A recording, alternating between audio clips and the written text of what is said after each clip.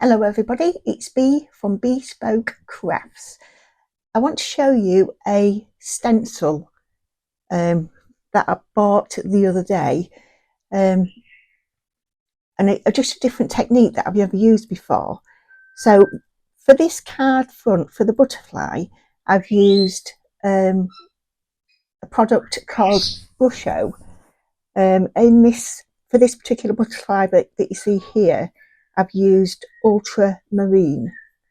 For the next butterfly that I'm going to create with you, I'm using brilliant red. In it also, I'm going to be using distress oxide in black soot, which I'm showing you now. I'm sorry that everything's back to front. I'm just messing about with my camera, which will now move, so the next video things won't be upside down and back to front. So what I've done here is put the Brusho on, put the distress oxide on through the stencil, and finished it off with distress glaze, which is a Ranger product, which is a really good product. It makes your cardstock waterproof. So what I've done here is I've placed the stencil down over my cardstock, which is a watercolour cardstock. I can't remember where I bought it from, but it is a really good quality. I think it's about 300 GSM as well. That flash up was just the name of the stencil, which I'll try and put a link in it to the description. I'll try and put a link into everything that I've used in the description. I'm using mint tape here to mask off the sentiment that says "with love," but I don't want that on the card. While I'm just taping up, in the background you'll hear Merlin, our parrot. He was quiet, but now he's decided to wake up. What I've done on here, back to the card, sorry, is I've placed the stencil on a hinge. Excuse me, I've got a frog in my throat. So that I can lift the stencil up and pop it back down. And here you can see me applying the Brusho in the brilliant red. There's a very small pinprick at the top, on the top of the lid, where I have the little push pin in, and you can see how little I'm using. It's very sparingly. A little really does go a very long way. So I'm going to apply, I'm going to put the stencil back over. I'm going to tape that back down to secure it, to try and make it as flat as possible, because obviously adding water, you're going to get some seepage underneath the stencil, and I want to minimise that at the moment as much as possible.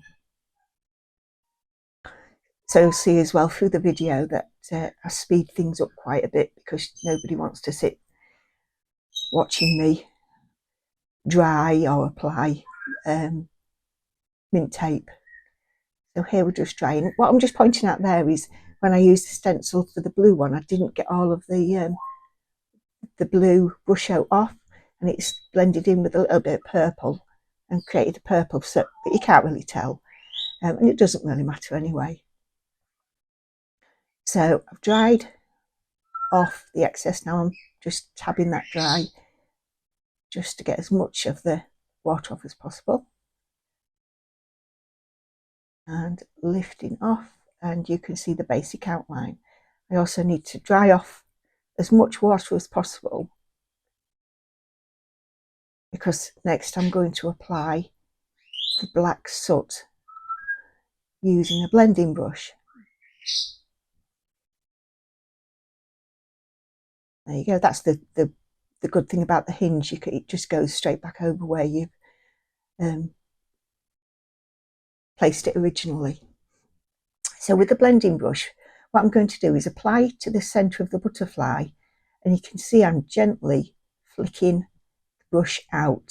So I want it to feather out, so it looks more blended towards the ends.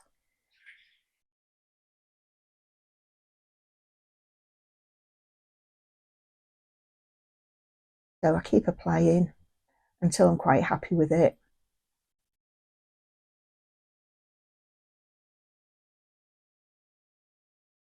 Which it does. It really is a lovely butterfly, and this technique is really nice. Like I say, I've never done it before. Excuse this frog in my throat. While it goes quiet, you'll be able to listen to Merlin whistling and talking. He whistles like a professional. I don't know where he's got that from. Now, as you can see, opening it up, you can see the effect of the black soot. So what I'm going to do now is, because I want a watercolour effect of it, I'm applying more water, and you can see all the way around where the Brush-O powder hadn't been activated with the water, how it's activated it all, and the effect is really, really lovely. I first found out about Brush-Os, really. I've been crafting or card making for over 10 years. But I was watching Deb Hallett, and she was using Brush-Os, and I thought I might give them a go. So I bought a set of, I think it's a set of 12. I got them from Amazon. I'll put the links of everything that I use in the description. Obviously I want a deeper colour from the black.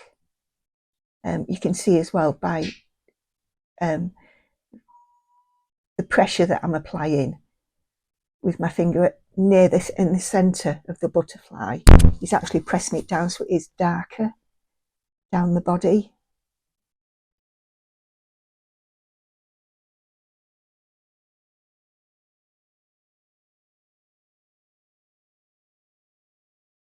On different parts of the video, I think I've already said that I will speed it up. I think I probably should have sped that up a little bit more. But this mint tape's really good because you can use it time and time again. I don't waste it. It gets put on this side of my drawer, and if I look down now, I've got 2, 4, 6, 8. I've got 11 pieces there, all of different sizes.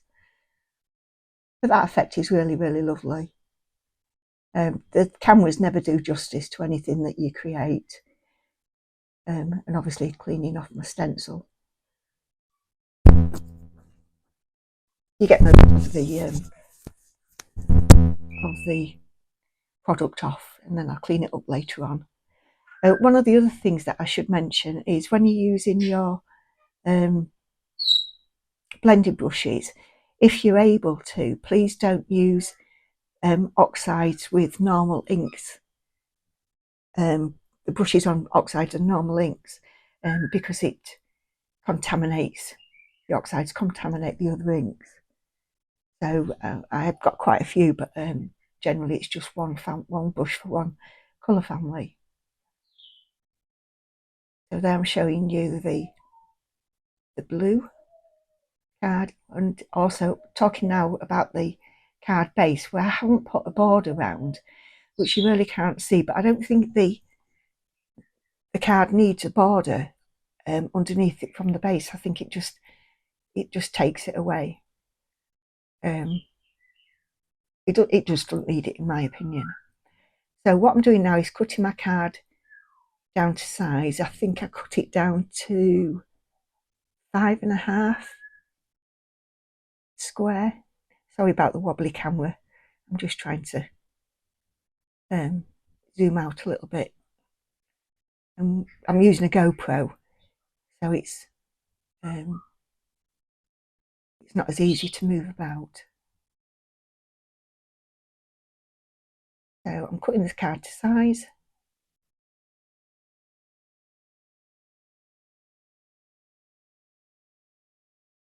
Quite meticulously.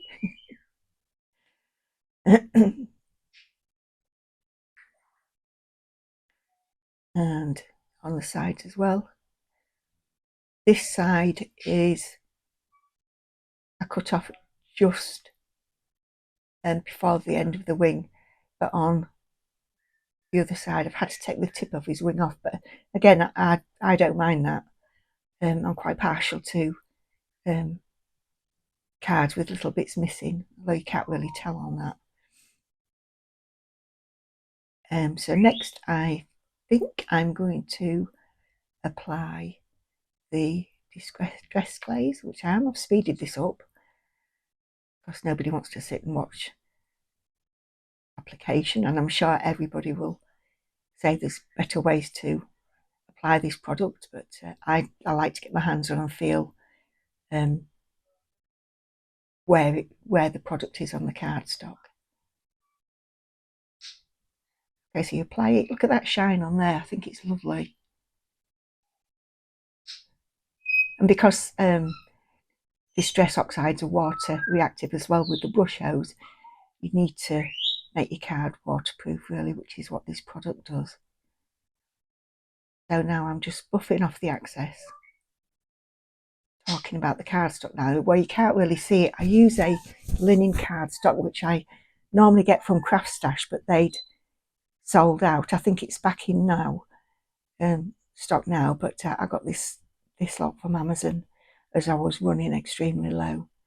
I'm creating cards for a craft fair that I'm going to in Barrow upon Humber on the 31st at the Village Hall.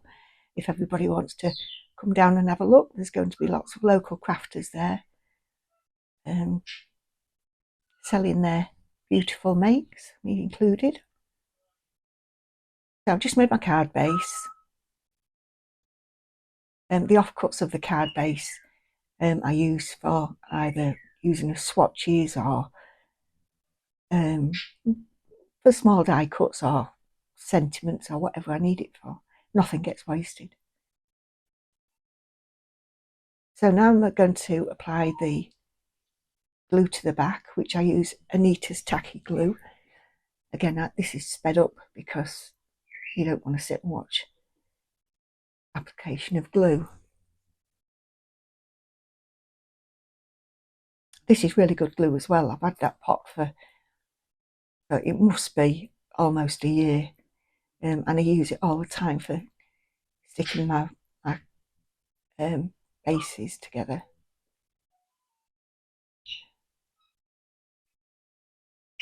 Bit of a clean up, bit of a dry. There's nothing worse of creating your card and then putting it down on a mucky surface and ruining it. So there you go. Making sure that it's all stuck down properly, correctly, around the edges, because nothing as well worse if your card starts falling to pieces when the recipient has received it. So there's the finished card, and it really is lovely. The camera doesn't do it justice whatsoever. And I'm going to place alongside it the blue one that I've done. So I hope you've enjoyed the video. Please like and subscribe. I want to get my channel moving. Have a lovely weekend. Stay safe. Thank you for watching, and I'll see you very, very soon. Bye for now.